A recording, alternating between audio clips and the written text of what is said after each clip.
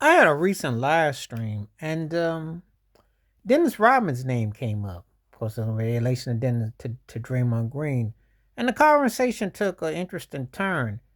Cats on there were saying, uh, "Did he get a pass for being a cross-dresser, gender bender, and also, uh, did it impact how people viewed his career one way or the other?" I had never even really thought about it, to be honest with you. Rodman was one of my favorite players. I loved his attitude and his how he went at playing ball, how he defended, how to this day he'll tell you how to stop LeBron cold, how he would probably tell you how to go against Curry, how he would probably tell you go against Kawhi and Durant. I have no doubt in my mind he would be an enforcer today. Would he be allowed the theatrics and everything? I don't know. But then again, I look at Draymond Green, who be doing WWF tactics, and he's better than Draymond. Now they argued on the live stream that Draymond was a better scorer and all that, and I say he scored more points. I said, but he didn't impact the game like Rodman did. Rodman won a title against Seattle, getting into the Sonics' mindset. Sean Kemp to this day will tell you that. Gary Payton and George Carl will tell you that. All due respect to Michael Jordan, what Scottie Pippen did, but it was Rodman, Jim McAvey, getting there. I used to call him Macawack. That when Rodman was in their heads, he was in their heads. He out hustled them in game 2 and 6. Rodman was huge. To me, he was MVP of that finals. I'd say that as much as Jordan, that he definitely, the impact was felt. Make no mistake about it.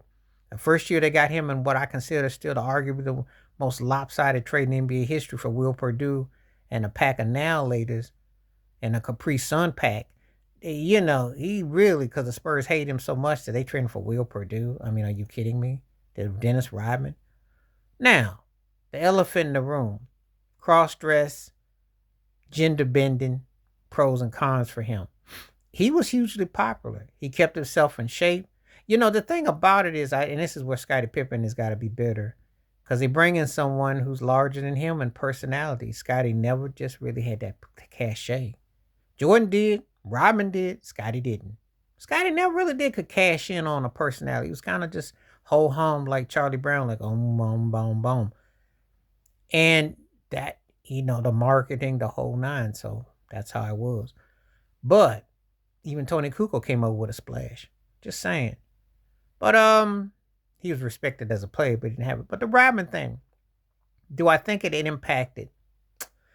I think there is a part of a machismo who had a problem with his antics and his attire, that at that, because you got to remember when he did it and he was all giving David Stern the blues and he didn't care, and he was like the anti-hero. He was actually more, he was as much a rebel as Allen Iverson in a different way, but he had a different audience and he understood the entertainment, the show business. He had been with Madonna, you know. And he had his women too. How people forget Rodman was the ladies' man. He was like that rock pop star, entertainer, movie star. Madonna and Carmen Electra. I mean, he got around.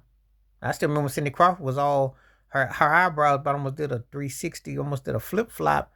And he really had, he had it shook, especially that year when they won the 72-10, they won the chip. Yeah, he peaked in valleys, and he had Kool-Aid hair, the whole nine, but he brought his A game, he brought his lunch pail. I think the oneness of him, it could have worked against him to an extent, I think, because to me, you can make the case he's a top 35 player. You can make a case of that, top 35 to 40. You can make that case. What he did was very unique. He was very unique. And it was stuff that wasn't always in the stats. It's the hustles. It's the way he could play the mind games, the mind jetter. You know, um, Draymond can't see him.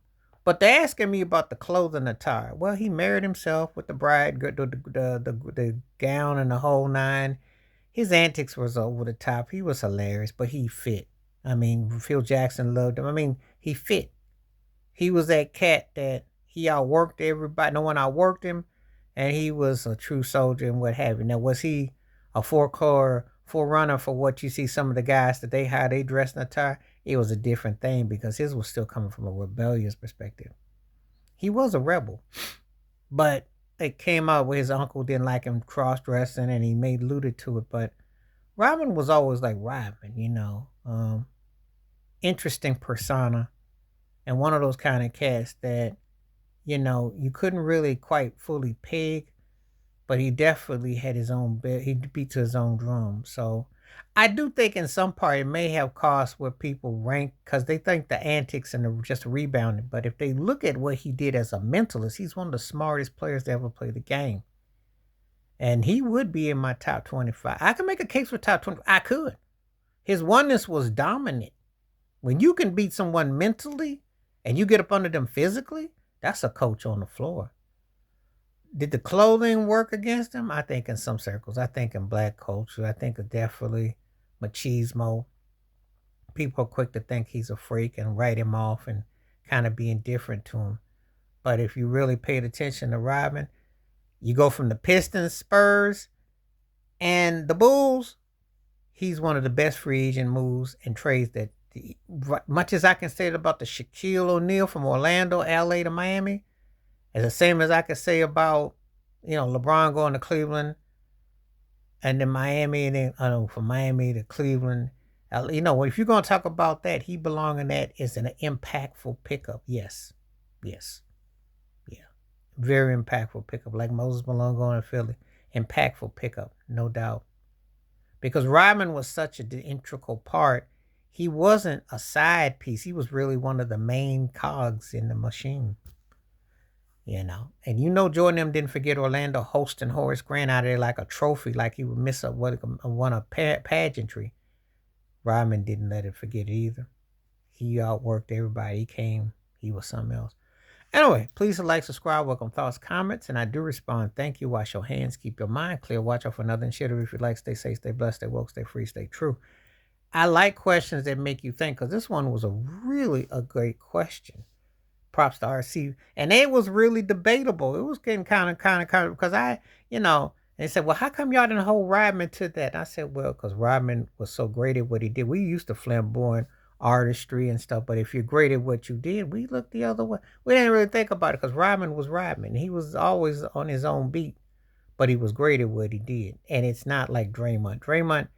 Draymond just puts people in WWF headlocks, and antics ain't nothing like Rodman. Because I can't recall, you can't tell me a finals that he won Golden State that I could say, yeah, he had a hand in that finals against Boston, but I can't say that he took over. I can tell you Rodman took over in that finals against Seattle. He was huge against Karl Malone too. I'm out.